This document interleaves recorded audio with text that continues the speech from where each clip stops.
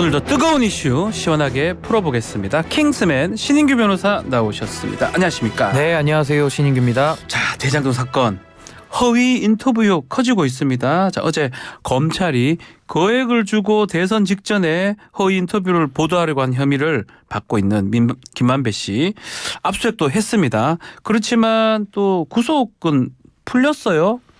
예, 어제 검찰은 어제 오전부터 경기도 수원에 있는 김만배 씨 주거지와 화천대유 사무실 등 세 곳을 압수수색을 했습니다. 하지만 오늘 새벽 김만배 씨는 추가 구속이 없이 구속 만기로 출소를 했는데요. 검찰은 법원의 결정을 납득하기 어렵다며 별도의 입장은 내지 않았습니다. 앞서 검찰이 김만배의 증거인멸은 삼척동자도 안다라고 추가 구속의 가능성 높다고 시사를 한 것 같은데 글쎄요, 이 출소가 된다는 거 또 압수수색도 했고요. 그 직전에 어떻게 봐야 됩니까? 예, 검찰은 법원 신문에서 김 씨의 범행 정황을 추가로 공개를 했는데요. 검찰은 김 씨가 신학님 씨에게 금품을 대가로 해서 허위 인터뷰를 진행한 혐의뿐만 아니라 대장동 일당을 통해 허위 인터뷰를 종용하고 허위 사실을 유포했다라고 주장을 했는데요. 추가 구속은 하지 않고 법원이 석방을 시켰습니다. 김 씨가 석방이 되면서요. 대장동 사건에 연루된 민간업자와 이재명 더불어민주당 대표 측근들이 모두 불구속 재판을 받게 됐습니다. 갑자기 김만배 씨 허위 보도 논란도 나왔고 추가 구속 없이 지금 출소한 상황입니다. 김만배 씨가 지금 주목받고 있는데 어떻게 보고 계십니까? 예, 우선은 이제 법원에서 구속 상태에서 연장할 수 있는 게 6개월인데요. 그 시간이 지났기 때문에 사실은 이게 이제 특수수사 건인데 너무 장기화되고 있다. 이제 여기에 대한 문제의식 같기도 하고 아마 이제 김만배 씨에 대해서 공세를 펼쳤던 검찰 입장에서는 이제 김만배 씨의 출소가 조금은 두려울 수도 있었기 때문에 어떻게든 이제 좀 구속 상태로 더 수사를 이어가고 싶었던 의도도 있는 것 같습니다. 근데 원칙은 1심이 6개월이죠. 그러니까 6개월 안에는 이제 결론을 내려야 되는데 기소를 하든지 재판이 나와야 되는 거죠. 예, 그래서 일단은 기간이 지나서 이제 법과 원칙대로 일단은 석방이 된 거고요.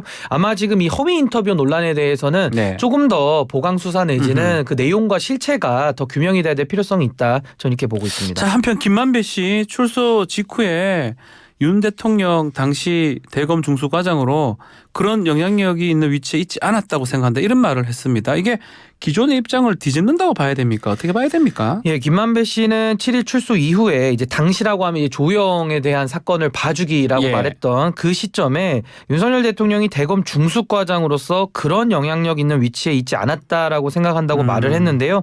김 씨는 이제 오전 0시 3분 경기 의왕시 서울구치소에서 구속기간 만료로 이제 출소한 직후에 윤 대통령의 대장동 브로커 조우영 씨 수사무마 주장에 대한 입장 변화를 묻는 질문에 대해서 그 부분은 검찰 수사를 하면서 제가 여러 가지 성실하게 답한 부분이 있다면서 이렇게 말했는데요.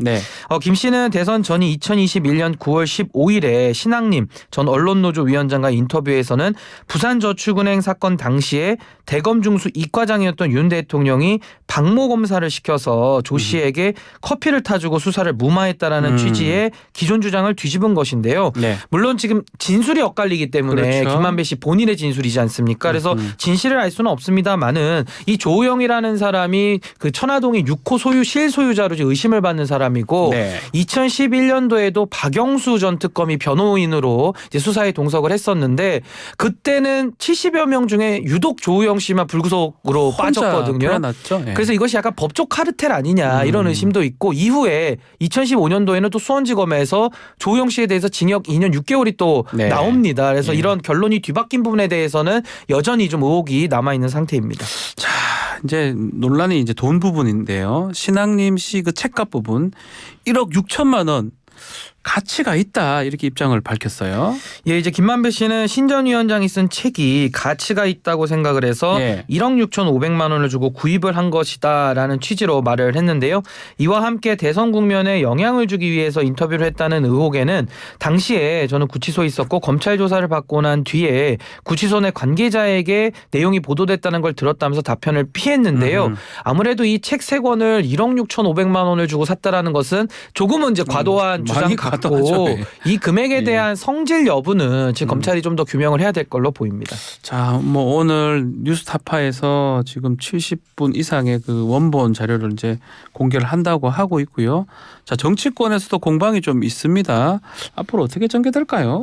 예, 아무래도 사실은 이게 지금 뉴스타파에 대한 네. 그 보도 여부를 문제 삼는 과정에서 지금 이제 그 김만배 씨 그리고 뉴스타파의 전문위원으로 있는 네. 신학님 씨의 그런 금전거래까지 지금 문제가 되면서 이것이 대선에 영향을 미쳤던 대선 공작이다라는 주장도 있는 것이고요. 네. 또 반면에는 언론사가 뭐 가짜 뉴스가 인지 여부도 확인을 해야 되지만은 그것이 가짜라고 하더라도 언론중재위원회를 통해서 정상적인 절차로 하면 되는데 지금은 이동관 방통위원장이 뭐 지금 공산당 기관지 발언도 했고 네. 또 뉴스타파에 대해서 상당히 지금 과도하게 지금 뭐 언론 폐간까지 엄두를 하고 있기 때문에 이 부분은 좀 이념투쟁, 이념 논쟁과 좀 깊숙한 연관이 있는 것 같아서요. 아하. 아마 총선 때까지는 이 논란이 계속 진행될 것으로 예상이 됩니다. 알겠습니다.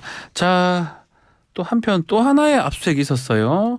전현희 전 국민권익위원장에 대한 감사원의 표적 감사 의혹 등을 수사하는 공수처가 감사원하고 권익위를 압수수색을 했습니다. 예, 관련 고발이 있은 지 9달 예. 만에 압수수색인데요.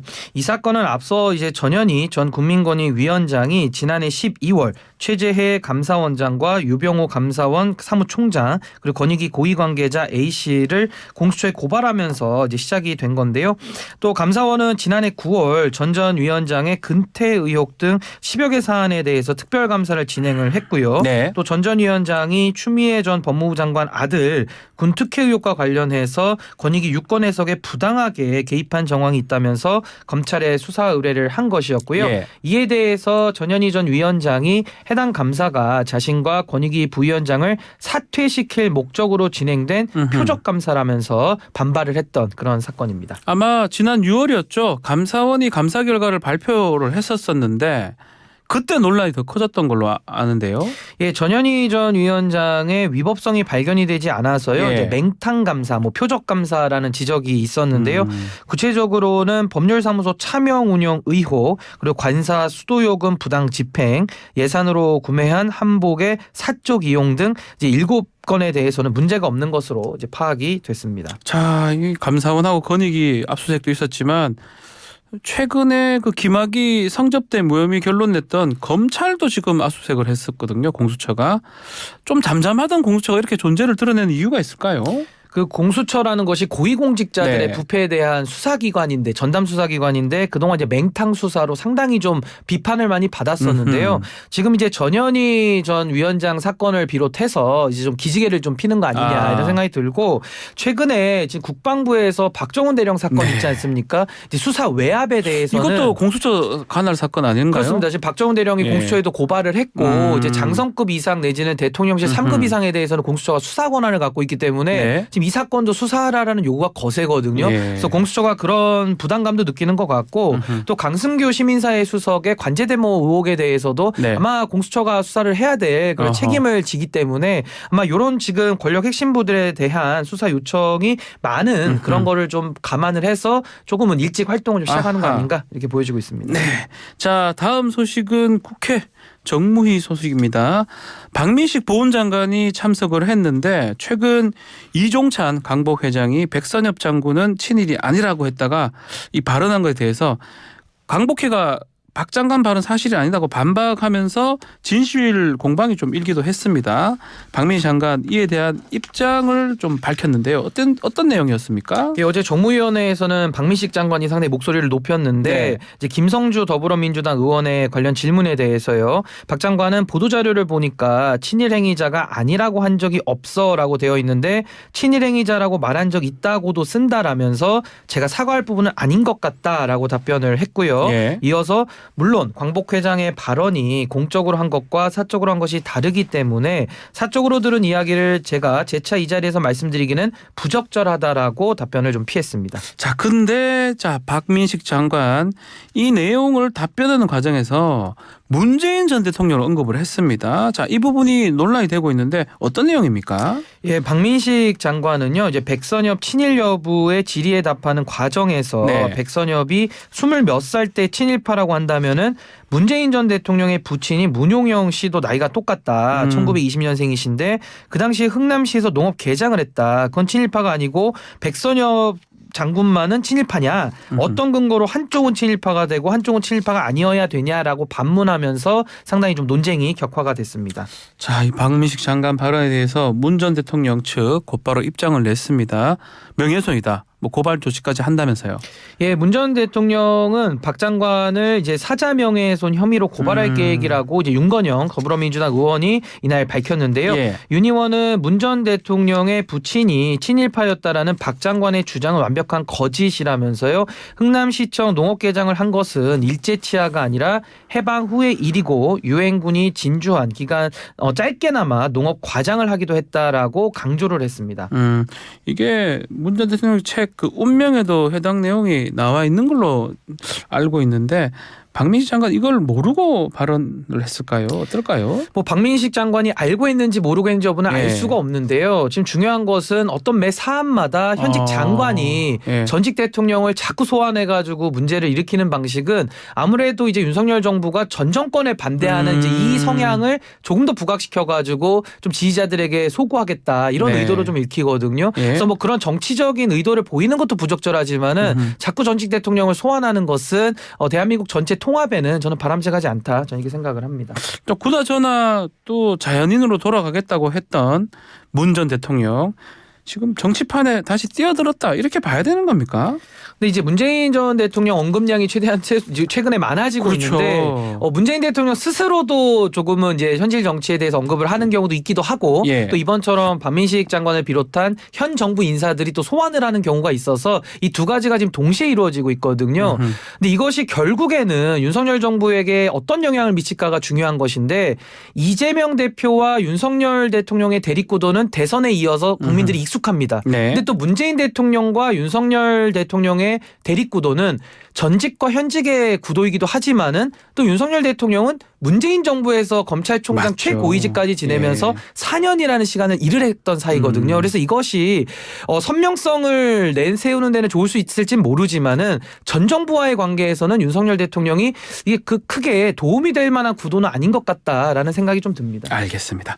자, 다음은 수능 모의고사 소식입니다. 자, 수능 마지막 모의평가 어제 있었는데요.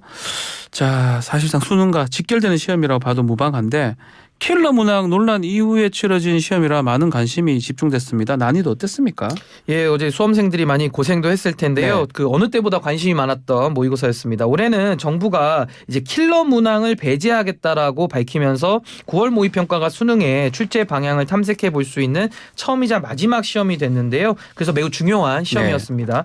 난이도 측면에서는 정부 지침대로 초고난도라고 불릴 만한 문항이 나오지는 않았고요. 국어 영역에서는 과도한 배경 지식이나 추론 등을 요구하는 문제가 또 수학 영역에서는 불필요한 개념을 요구하거나 풀이가 과도하게 복잡한 문제 등은 배제가 되었습니다. 네, 뭐 저희 아들도 지금 고3이라서 이 모의고사를 쳤던 것 같은데 뭐 난이도 얘기는 하지 않더라고요. 자, 킬러 문항 없앤다고 하니까 준 킬러 문항 나오는 거 아니냐. 교육계 전망도 있었는데 어떻게 됐습니까? 예, 교육계 예상대로 준 네. 킬러 문항 중심으로 출제가 되었다라는 평가가 나오고 있는데요. 새로운 유형이나 배경 지식을 갖추고 있어야 풀 수 있는 문제를 이번 9월 모의평가에서는 찾아볼 수가 없었습니다. 다만 선택지를 꼼꼼히 읽어야 풀 수 있는 문제가 네. 출제가 돼서요. 변별력은 나름대로 확보했다라는 해석이 따라오고 있습니다. 자, EBS 연계율이 어떻게 됐습니까? 예, 그동안 시험과는 좀 다르게요. 이번 9월 모의평가부터는 EBS 대표 강사들이 국어, 수학, 영어 영역의 출제 경향 및 킬러 문항 유무에 대해 브리핑을 하면서요. 직접 챙긴 점도 특징 중에 하나였는데요. EBS 수능 교재에 포함된 도표, 그림, 지문 등 자료를 예년보다 많이 활용을 해서 출제가 됐습니다. 네. 문항 EBS 연계율은 50% 수준인데요. 영어 영역이 종전 6월 모의평가 51.1% 대비 상승한 53.3%였습니다. 자, 지금 뭐 킬러 문항, 뭐 중킬러 문항, 또 EBS 연계 등 또 중요한 것 중에 하나가 변별력인데 지금 9월 모평이 좀 어려웠다 이런 평도 있는 것 같습니다. 또 상위권 변별력이 있는지 문제가 없는지 이게 중요할 것 같은데요. 이 이슈업계에서는 네. 변별력이 높은 주관식 문항이 쉬워지면서요. 최상위권 학생들을 줄 세우기가 어려울 것이라는 아하. 그런 전망이 나오고 있습니다. 네, 자 9월 모의고사에서 그 수험생이 신청을 많이 했다면서요? 예, 한국교육과정평가원에 따르면요. 이번 9월 모의평가 지원자는 모두 47만 5,825명이고요. 예. 이 가운데 고3 재학생은 37만여 명, 졸업생은 약 10만여 명으로 지금 추산이 되고요. 특히 졸업생 등 N수생 비율은 전체 응시자의 21.9%로요. 관련 통계가 공시된 2011학년도 9월 모의평가 이후에 가장 높은 것으로 알려졌습니다. 알겠습니다. 자, 오늘 킹스맨 신인규 변호사와 함께했습니다. 감사합니다. 네, 감사합니다. 1부 마치겠습니다.